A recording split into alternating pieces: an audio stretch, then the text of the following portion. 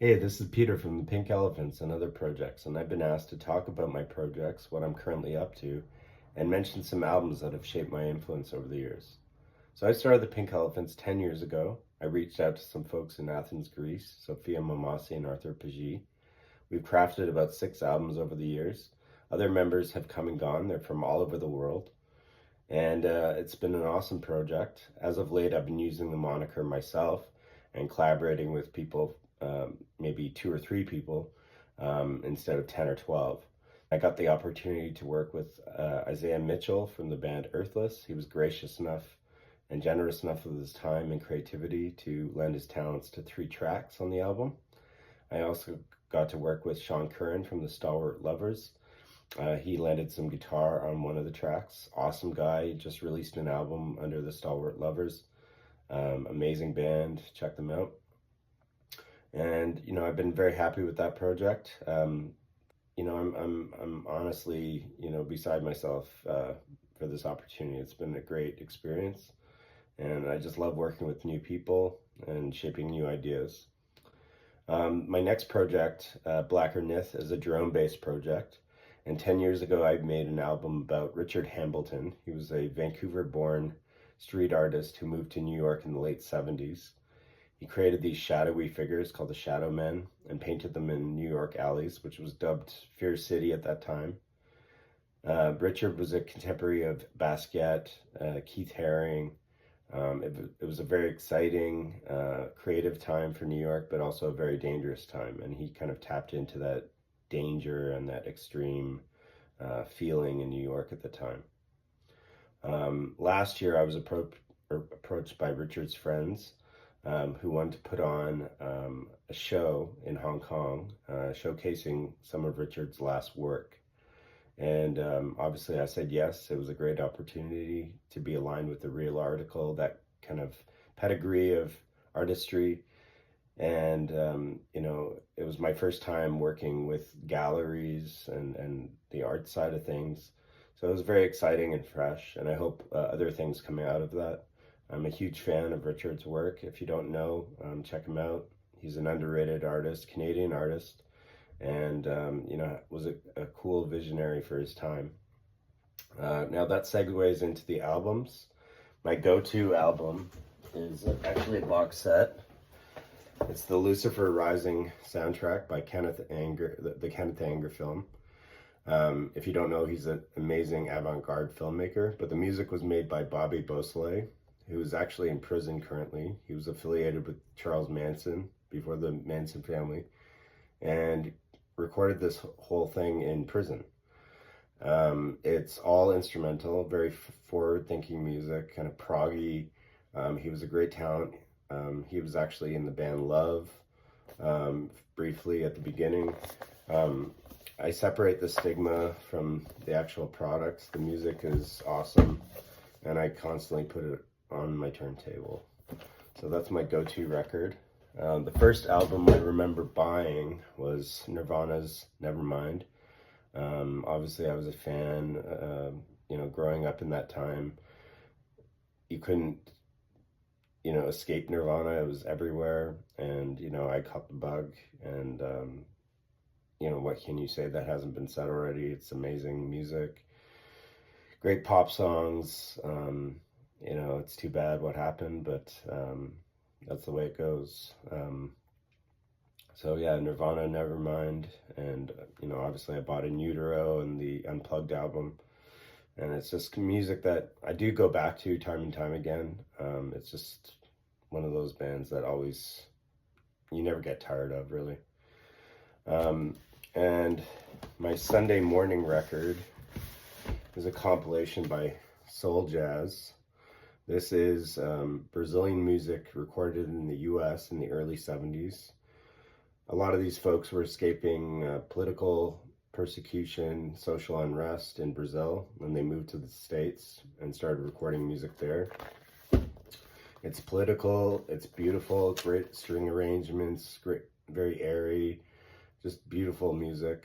I love soul jazz compilations because they're a great introduction into music that was overlooked at the time. Just amazing talent on this record, but again, you know, there's so much music out there, and sometimes, you know, the main people that we listen to overshadow all the other talented people, and doesn't mean they're less talented or, you know, whatever, but there is some hidden gems on this record, and anything Soul Jazz puts out is amazing. You know, it's a great introduction to kind of unknown, underappreciated music. So that's my Sunday morning record.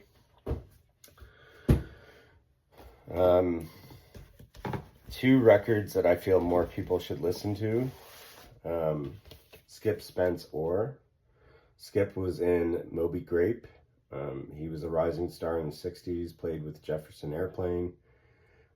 Basically, in the 60s, Skip was playing in a lot of different bands, getting more attention, and also doing a lot of drugs. He had a nervous breakdown, attacked one of his members in Moby Grape, was committed to a mental institute for 6 months, was released. He convinced Columbia to advance him some money to record a solo album. Because of his affiliations with Moby Grape, they gave him the money. He went down to Nashville and recorded this album on his own. He was a sick man, but he was a genius at the same time. And this record is very ahead of its time. It's difficult to listen to at times, but there's some real hidden gems. And Beck covered this album a few years ago with a bunch of modern musicians. And obviously there was something there that Beck saw. So this is one of my favorite records. And I think more people should listen to it.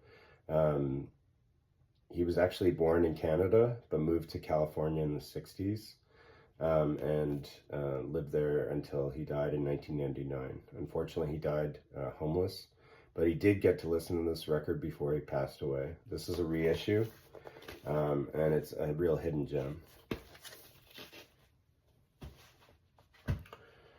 And the next record I think more people should listen to is the Entheogens, Gnostic Mass. This is from 1995. It's a Swedish psychedelic record, all instrumental. There's a lot of sitar on here, a lot of sweet, like, psychedelic guitar, and not a lot is known about this band, but I was able to score a vinyl copy from 1995. And I love this record. More people should listen to it. It's on Amazon. It's on iTunes, all the platforms. Sweden had a cool neo-psychedelic movement in the mid-90s. And this is one of my favorite records from that period. The last two records I bought. First one is Sun Ra on Jupiter. This is an amazing release. Sun Ra was such a visionary. The musicians he poached were like stellar. He was a real unique artist. If you don't know Sun Ra, you should get into him. Have an open mind. It's very psychedelic, very expansive music, and all organic.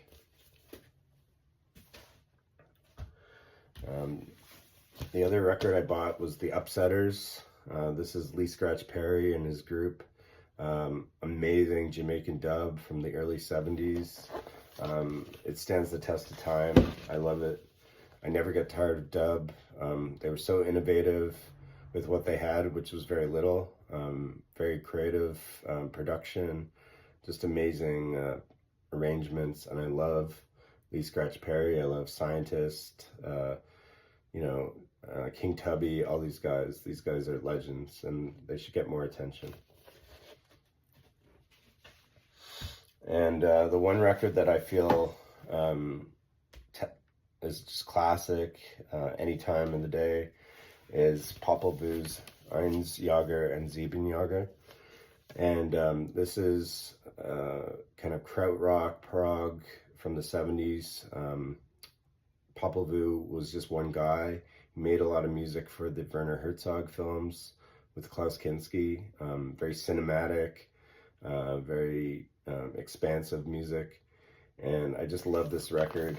I believe it's just him and another gentleman on guitar. but the arrangements are very beautiful. Again, all instrumental. It kind of taps into the 70s krautrock era, which I love and I never get tired of. So Popol Vuh, and that's my classic record. I'd like to thank John McDonald from Talking Albums for inviting me and giving me this opportunity to showcase my albums and talk about the stuff that influenced me. So thank you very much, and thanks for your time.